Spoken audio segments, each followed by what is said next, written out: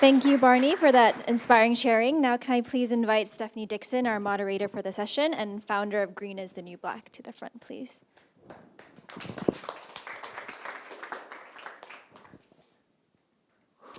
Okay, wow, Barney, you never cease to amaze me with everything that you've done. 2 years, guys. How incredible is what he's done within 2 years? I'm super impressed, as always, and really excited to be on stage with you again. So fun.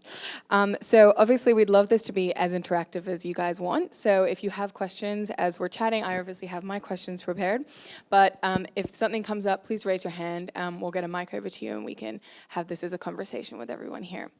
So the first thing I was thinking about really was, if we go back a little bit in time, was there a single moment where you had an epiphany, or there was something in your life that made you realize, like, okay, I'm going to dedicate my time to fighting climate change and to fixing a lot of the issues that you're seeing in the world? Was there a single moment?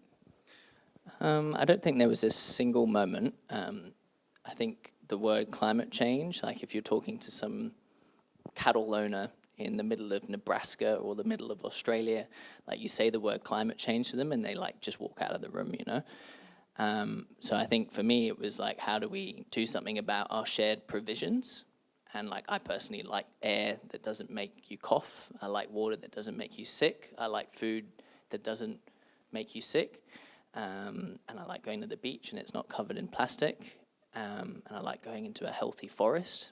And I think it doesn't matter if you're ultra conservative, you can kind of meet people on that a little bit more than talking about climate change, which I think some people get a bit prickly about. So for me, it was like seeing the inverse of all of those things I just said and being a bit overwhelmed by them and kind of going through that pain stage of it and then being like, okay, so what can we do about it that is proactive? So I think that just shifting that anxiety per se to something that was, just a bit more hopeful and pragmatic is critical. But I don't think that there was one big moment by any means.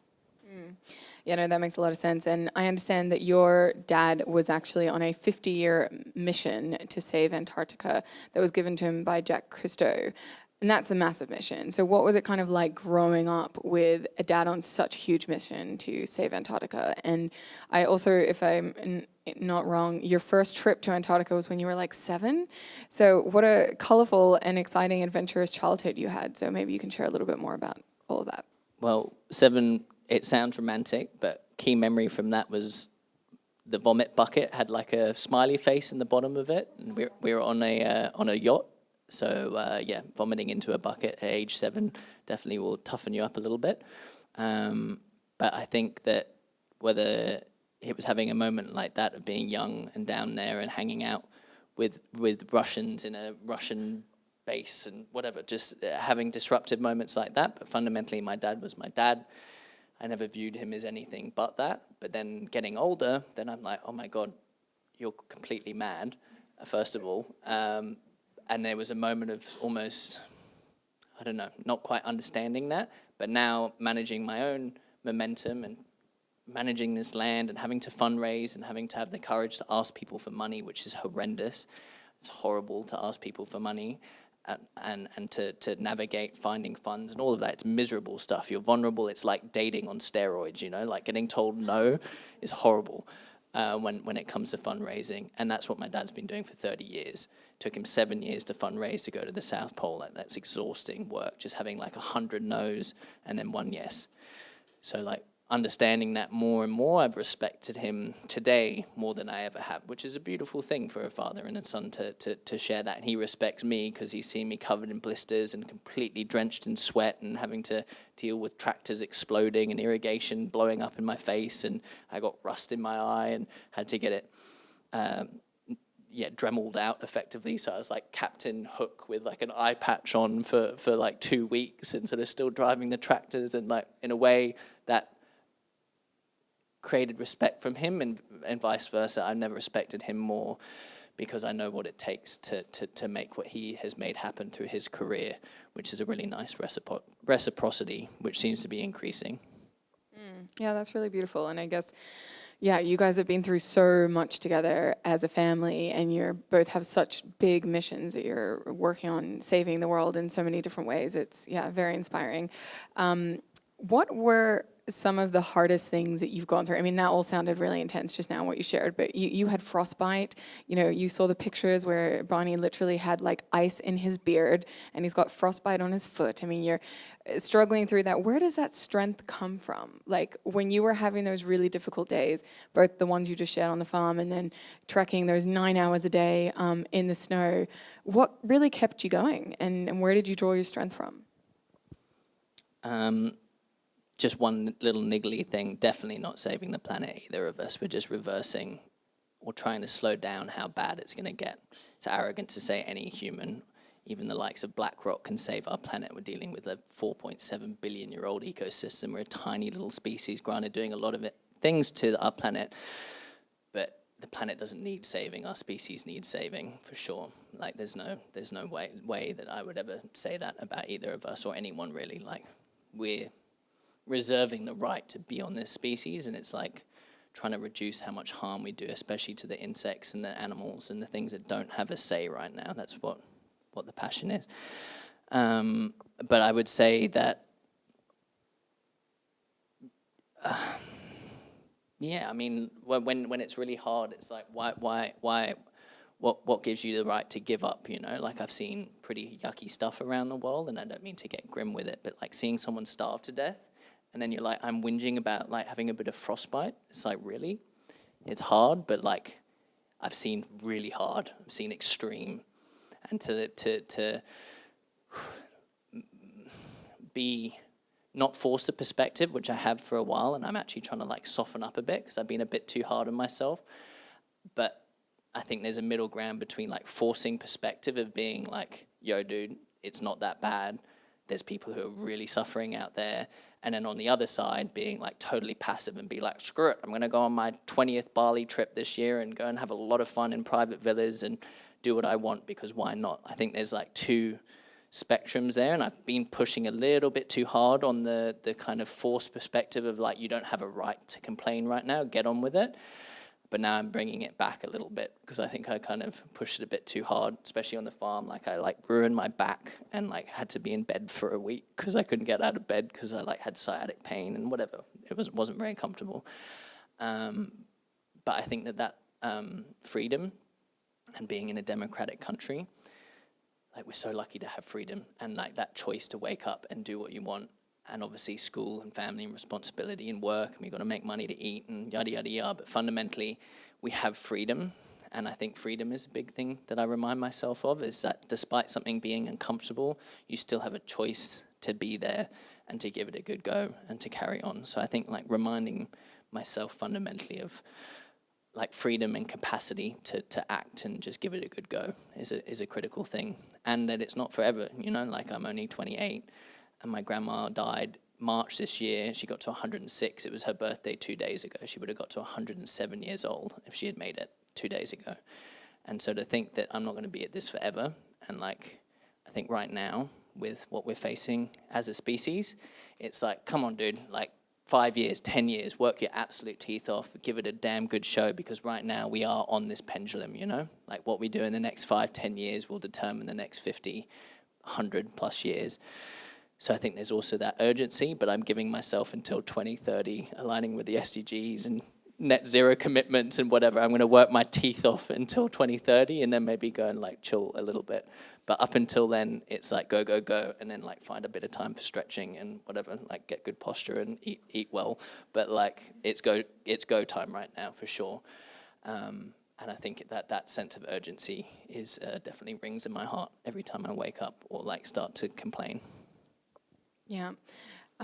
Lots of good wisdom and points there. I love the idea of freedom and just remembering how lucky we are and that perspective and reframing in tough moments. I think the mindset and mentality piece is so important, and so it's great to hear that side of it. And you know, you're obviously deeply feeling the sense of urgency, and that is driving you, as you just shared with us. What do you say to people when they don't believe in climate change, or they are, you know, we were chatting a little bit earlier, you're going to all these different events and it's not even part of the dialogue, and you're kind of like a token speaker at all these massive events, and they're talking about all tech and advancements and innovation and blah, blah, blah, and no one's addressing the massive elephant in the room that is kind of haunting all of us as a species, as you said. So what do you do in those situations? You know, what do you say to people?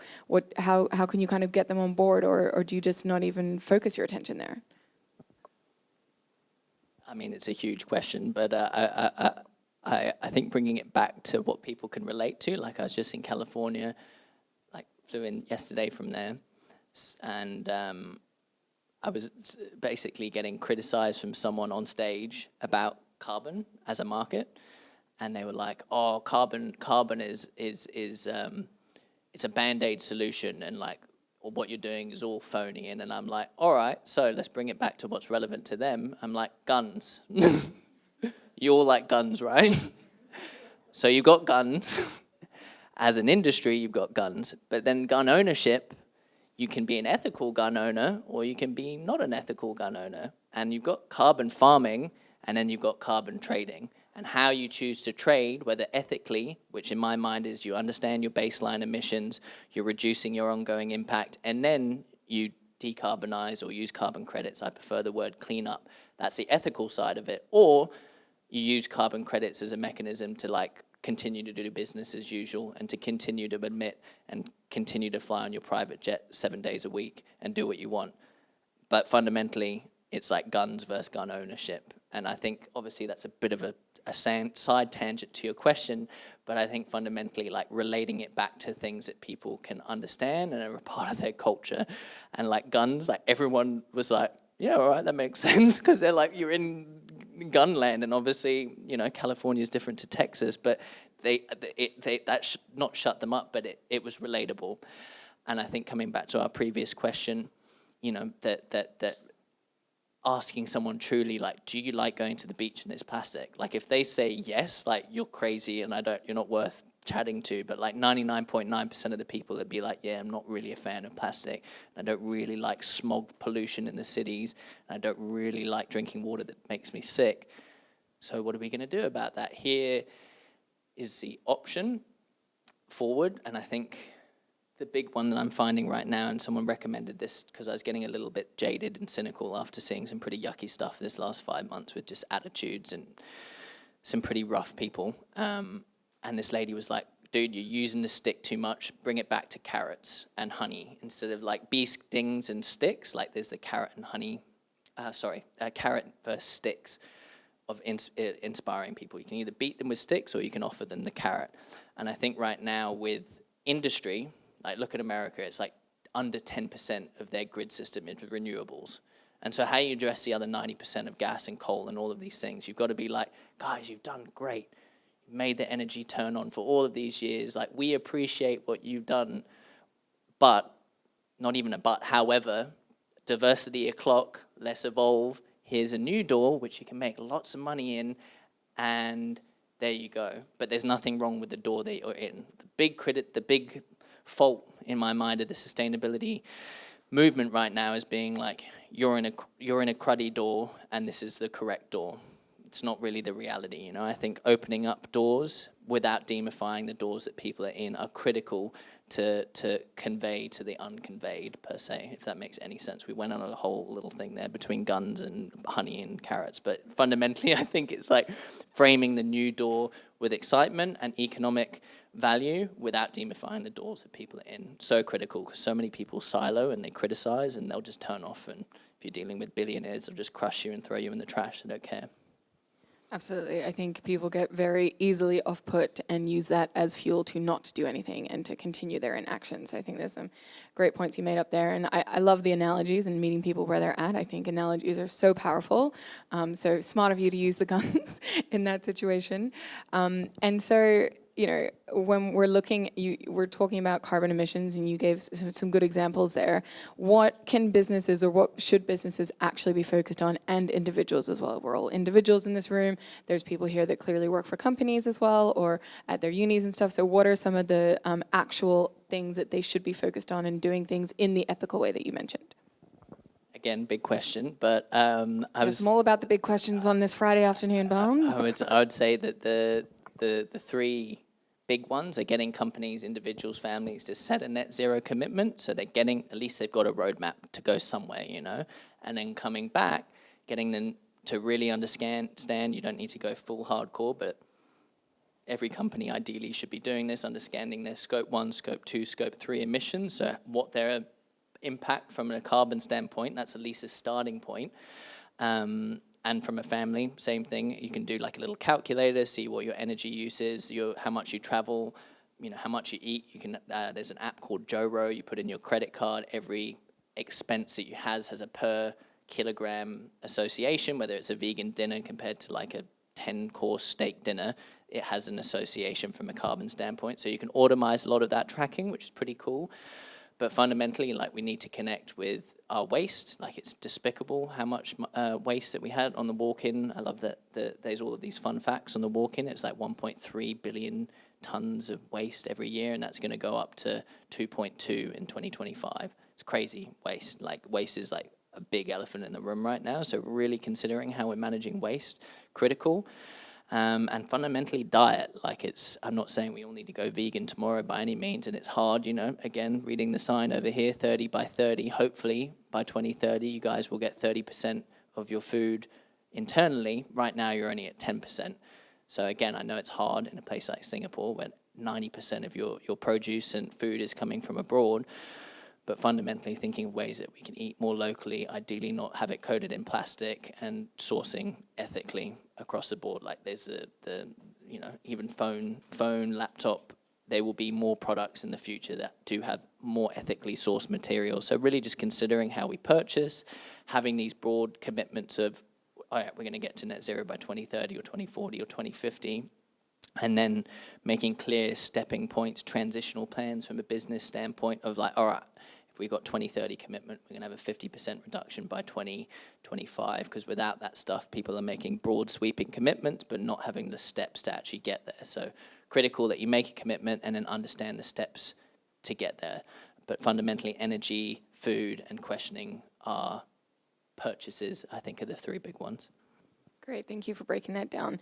And we have quite a lot of youth in the audience today. So what do you think are some of the key opportunities? Say they've obviously been inspired by you today and they want to take action, they want to do something with their lives. Where do you think they should spend their time work-wise, or what opportunities do you think are the ones where we will see the most action in the next 7 years that we have? Is it 7? 7, yeah, 7 years till 2030. I think that really being smart with what we read and consume is important.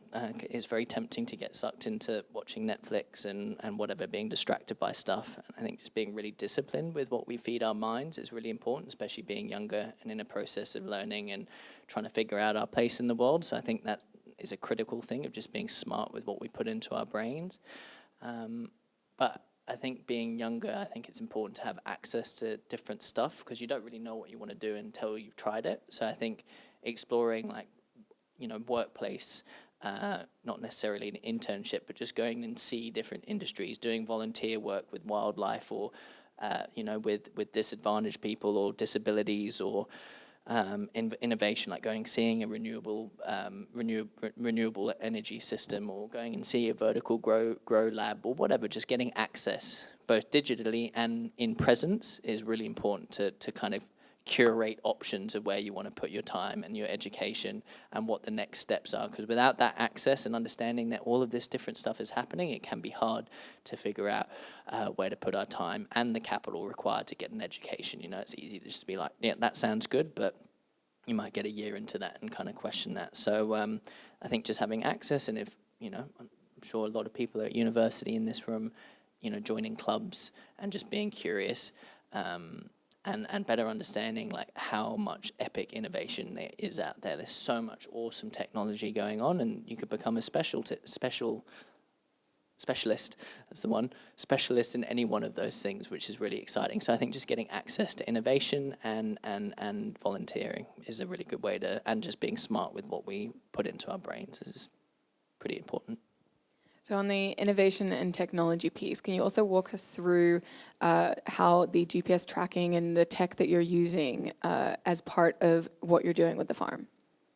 So right now, traditionally, people, when they're doing regeneration work, they just slam the trees in, and it's kind of good luck. And that, yeah, especially in where we're working in the tropics, there's a bit of an attitude of like getting them in, and you might lose like 30-40% of the trees, but because you're planting so many, the canopy will come up. And it's kind of a bit of a sort of throwing the dart at the thing, and you've got a blindfold on. You don't really know what's going to stick and what's going to not stick. So we didn't really like that as an approach, and I'm sure there are people who've done it differently, but we wanted to really try and be very German and rigorous and organized, and so we've done it as you saw in those rows. We've planted the trees in rows. They're equally spaced. Half of the paddock is I don't know if paddock's a word in here, but like half of the field is 0.8 spacing between trees, and the other half is 1.2 meters spacing between the trees. And we're seeing basically what the growth rate difference is and how quickly the canopy forms, because once the canopy's up, the weeds stop growing and you don't need to manage it anymore. And then the birds and the cassowaries and everything basically drops the seed, and the forest starts to become naturally starts to enrich. But geotagging all of the trees, you saw the photo of the trailer. Like as we're putting the trees out, we're basically mirroring the canopy of doing like the framework approaches, which is doing pioneer species, which go up quickly, early, middle, and late phase species. So it basically mirrors the canopy as you're planting them out. And as we plant the tree, you geotag it. And then that drone is creating a spatial map so we can see not only in 2D, but 3D, and eventually on VR and augmented reality, being able to see all of the trees in situ. And it's just important to track the rate of death. And basically we planted 6,150 trees. We lost 240 of them. And just that alone, people are like, sweet, you know how many you lost. And out of those 240, I think like 210 of them were one species. So clearly we know, like, don't plant cotton trees first up because they just die in the sun. So again, just tracking that strike rate, death rate is possible because we're monitoring each of the trees. And we planted we planted all of these trees, and then a company can basically have either their name or their employee name on this dashboard, so you can log in and Kevin's got his tree and Mathilde's got her tree, and you can actually have that accountability, because often with tree planting it's like, yeah, I planted 100 trees, and you're like, where are they planted? And they're like, Madagascar, and you're like, cool. So having literally your tree creates that ownership and creates that story there. And again, I'm being facetious with the Madagascar example. They are great companies, but we're just trying to be on that cutting edge and create that trust, because there's a lot of mistrust, and unfortunately some people doing some not very transparent things with tree planting and natural capital generally. So that's a little bit on the technology front. And advanced robotics as well, like to manage it organically. We're working with all kinds of robotics to basically have like machine learning to identify which ones are weeds, and they like zap it with lasers. We're not there yet, but that's an intention. And from a biodiversity tracking standpoint, it's pretty cool. They have like audioscapes, and basically you record the audio before in the grassy paddock, and then later on you bring the audioscape back, and machine learning like tracks all of the different species signatures, and so you can get the before and after of how many species are on that land. So that's again another way to quantify your impact effectively. Yeah, thank you so much for all the details. I find it so fascinating that we can use technology like that to really, have not only transparency and traceability, but also more engagement with the people who are actually supporting you and getting employees engaged, or what other companies are getting involved as well. And so before I open up for questions, so you can prepare any questions you might have for Barney, or comments, or anything that you're dealing with. Like, this is a safe and open space. We'd love to hear from you. How can everyone here get involved? So you said people can volunteer and everything. What are the opportunities, and can they come on the farm, and all of that? I mean, it's a 6-hour plane trip, but if you're keen to come down under, we host about 10 people at a time, and it'd be lovely to see anyone who's keen to come and join. But like I said, it's like we're a tiny speck in a global momentum of greening our planet through renewables, and just lifting that conversation and consciousness about what we're doing. And legends like Esther and many other around the world are leading this forward. So I think just connecting with regional leaders and people who are on the ground is so important. You don't need to go to Australia or anywhere else to connect with this momentum. It's happening on amazing scale in Singapore and throughout Asia Pacific, and indeed the world. So wherever you are, there's an opportunity, and I think I encourage when you travel or just finding stuff locally is so critical. And yeah, especially within Singapore, there's a lot of undersung heroes who are doing amazing work and creating spaces like this where we can come together and chat. And I think, in our own homes, in our own schools, in our own families, in our own businesses, we should just have optimistic chats, not like it's doom, it's gloom, it's all down in the dumps, like just trying to lift that positive agenda of what's possible. I think I'd encourage all of us to do that. And if you do want to come plant some trees, yeah, you're more than welcome to. But I think regionally, so much possibility there. And again, thank you, Esther, for giving this space and for always involving both of us. Both of us have really benefited from your commitment to the SDGs, looking after the planet, and yeah, just making sure that industry is held accountable. You're part of a huge momentum.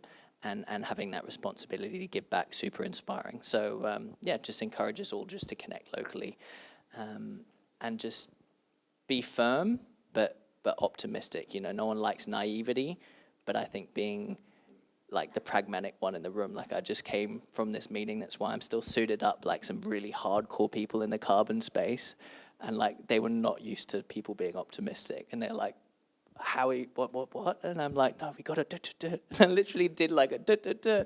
And I was like, it's got to be do, but with data. And they're like, I'm laughing with people who don't laugh often at lunch, I don't think.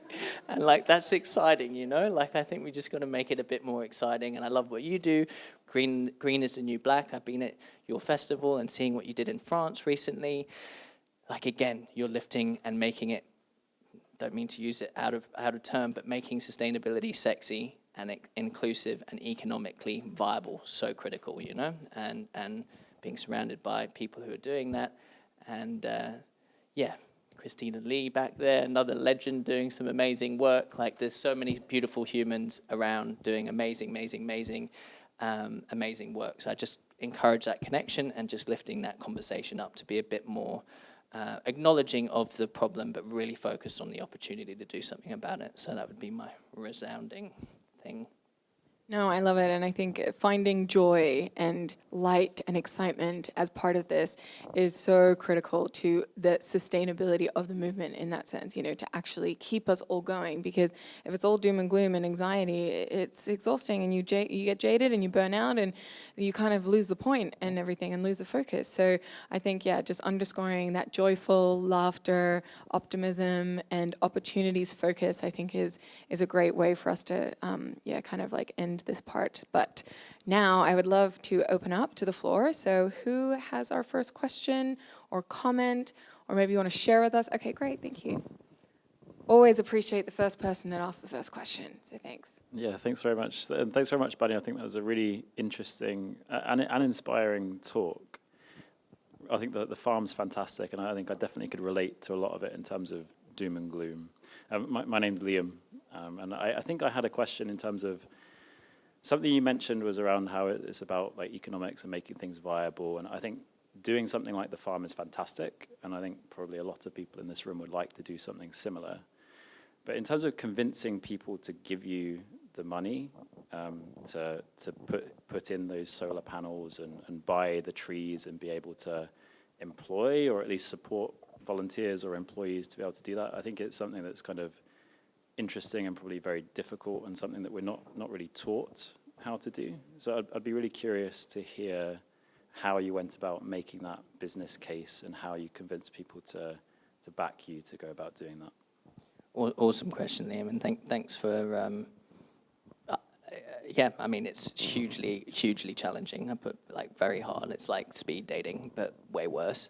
And I think it is. You've got to be uncomfortable. You've got to be comfortable being uncomfortable, building it up, and be uncomfortable that it could all just fail spectacularly at any moment. But being okay with that, and that it will either figure itself out or it will explode, and you'll do something different. So I think being okay with potential disaster, and I think like planning for the worst, hoping for the best is like big decision, like a big business momentum, like managing the risk, but also being like very taking people on that visual journey, like if I'm talking to a family fund or someone not convincing, but chatting about this stuff, I think it's like you take them to the end of like, where are we going? Like, why are we in this chat? You take them to a forest that's all green right now, and that around the shed is a food forest, and that's all green, and you've got cassowaries and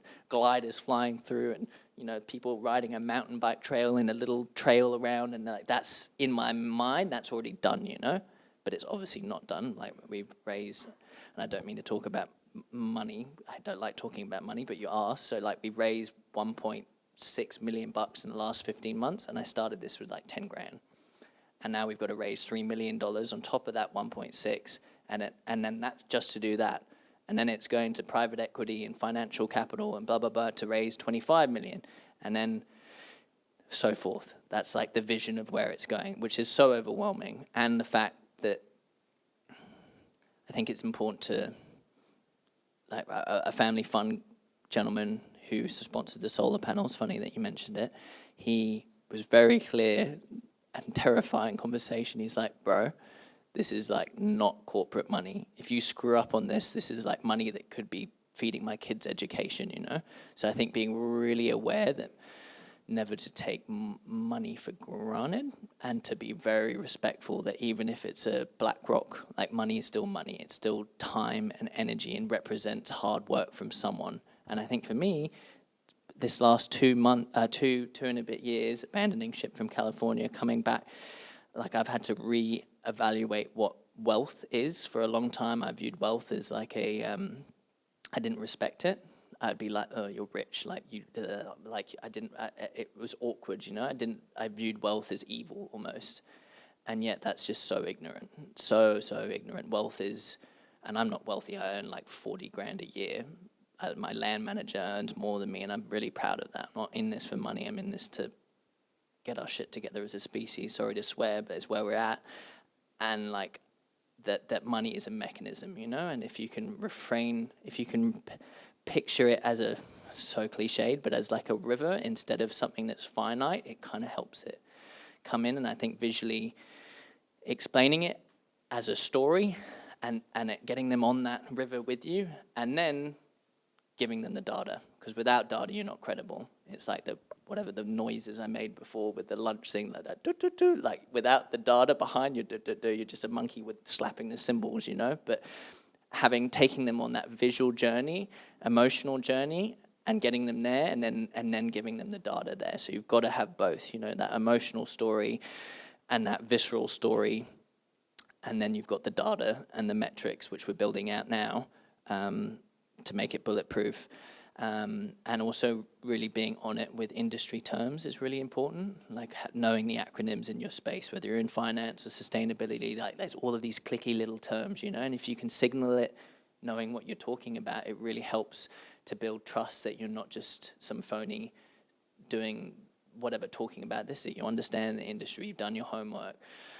And that you're credible, because no one wants to support someone that's credible. And I think the final point on that, and I could talk about this forever, because it's like, the engine room to make all this stuff happen is like right now, and again, being vulnerable, like right now we're in a bit of a prickly situation financially. Like I need to raise short term, like 50 grand to make sure that the farm doesn't collapse next month, because it's taking like 5 months for like a 200 grand donation to come in.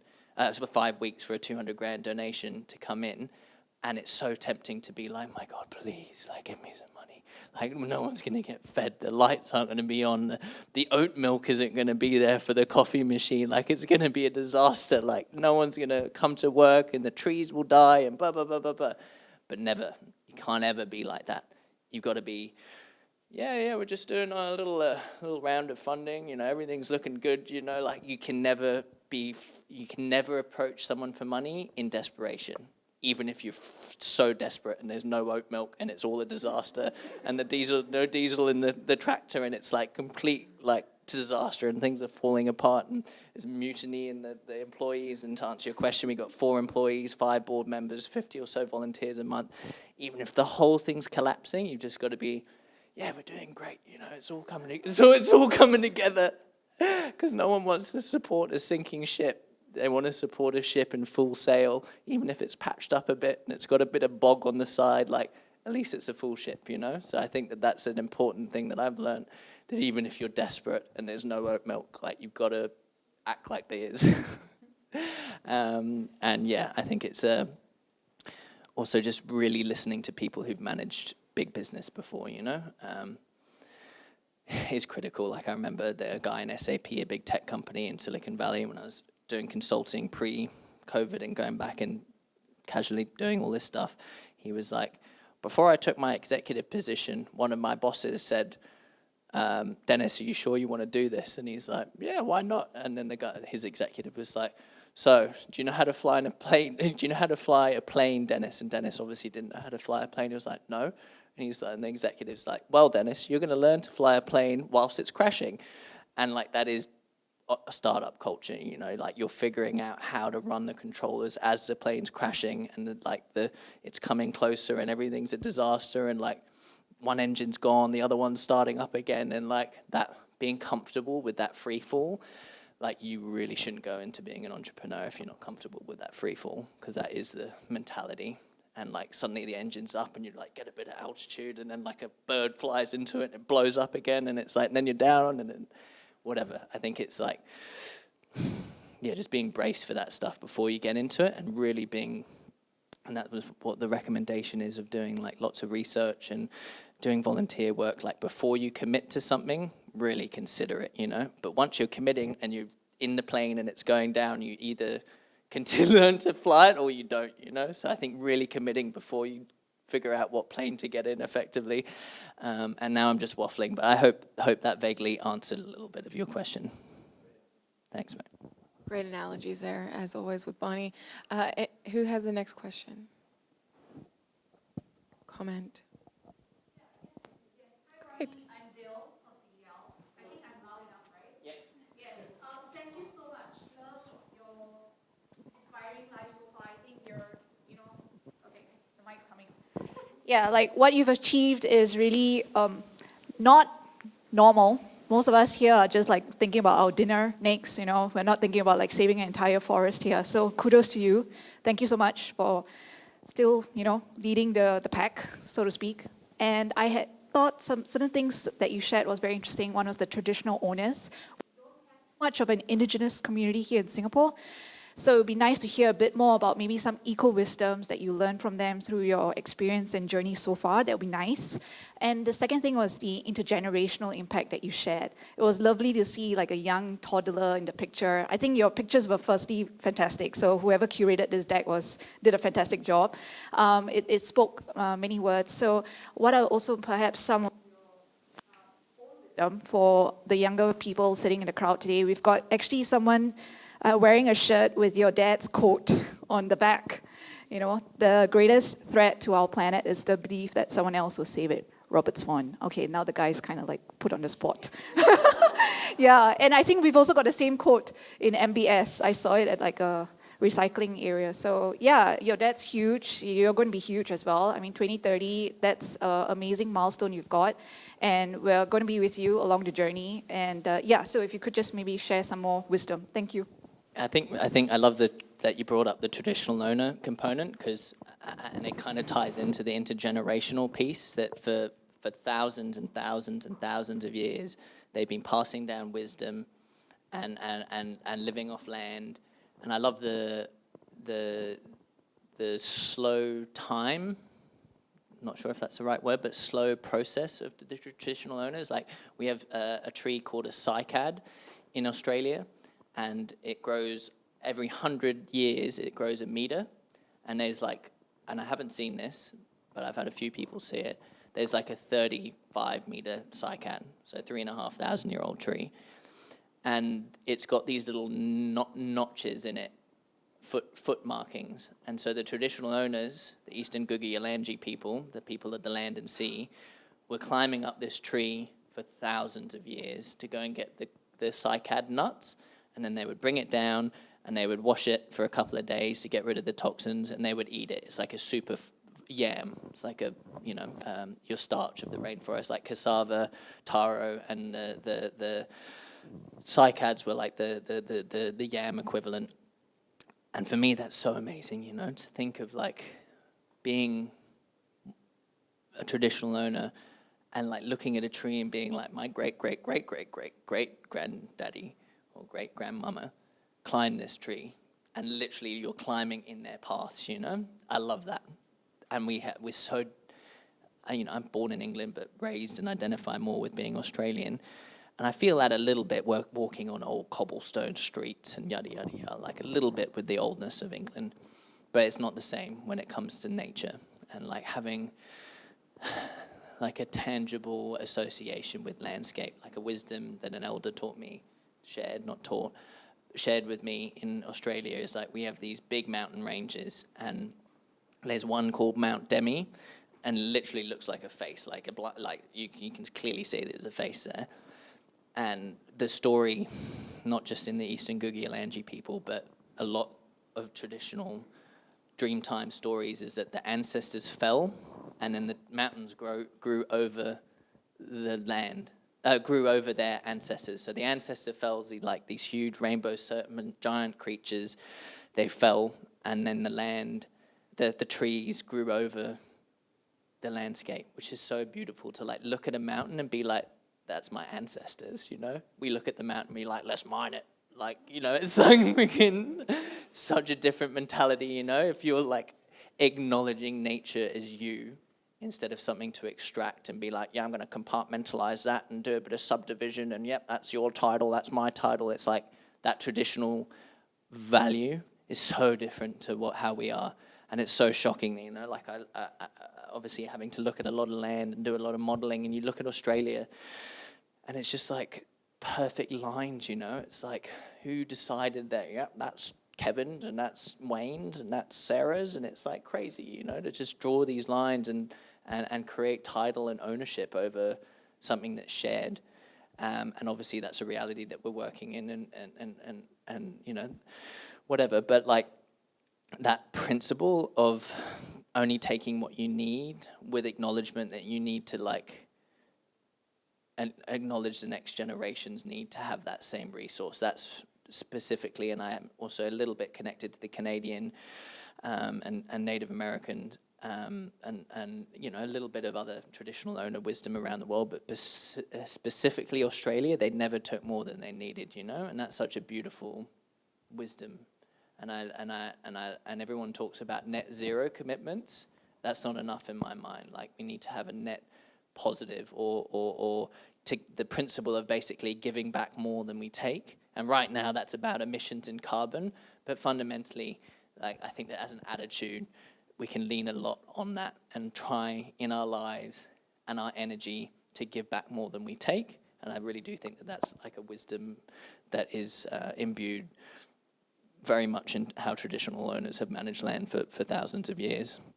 So yeah, I would say that's a big one, but it's again so convoluted right now because a lot of traditional owners are now going to the supermarket and they're buying plastic, and now it's like all a bit convoluted, but there's still a current there, especially with the elders.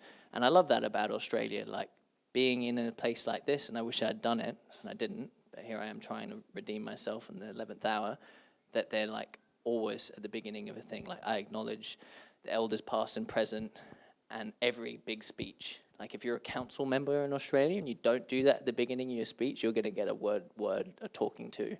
And I love that. And it's becoming almost expected, and you would never see that in America. Like I was at the United Nations Climate Week, met 400 people, 25 plus events, and there was only one event that acknowledged the traditional owners of New York. 1 out of 25 at the UNGA. Like they're literally like talking about our future, and 1 out of 25 events acknowledged the traditional owners. And so I think it's a big thing that we can all do is just acknowledge that and build on that, So yeah, I could go on a lot about that, but I think hopefully that answered a little bit on some of those wisdoms and just that principle of fundamentally taking what you need without depleting it all, which is very different to where we're at. Well, thank you so much, Barney. That brings our time to a close, but Barney will be here if anyone would rather just go up and ask a question or share something with him. So maybe there's just like a one-liner or two-liner that you can share to wrap us off today about maybe a little green step that everyone can take, or sort of like a mantra that's just leading you through your life right now.